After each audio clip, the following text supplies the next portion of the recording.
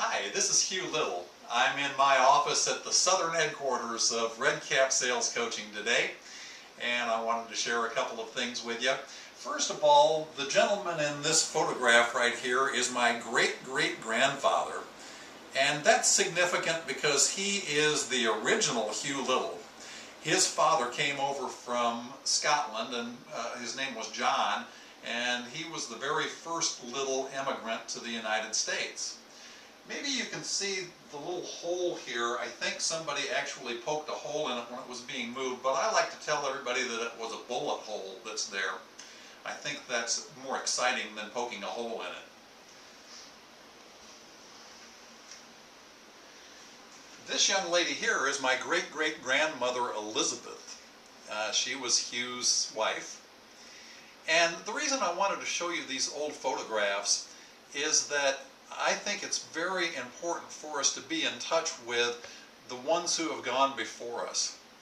I know that the ancestors that I know, my father and my grandfather, made a large impact on my life, and they left a legacy behind of people who admired them and cared about them and learned from them.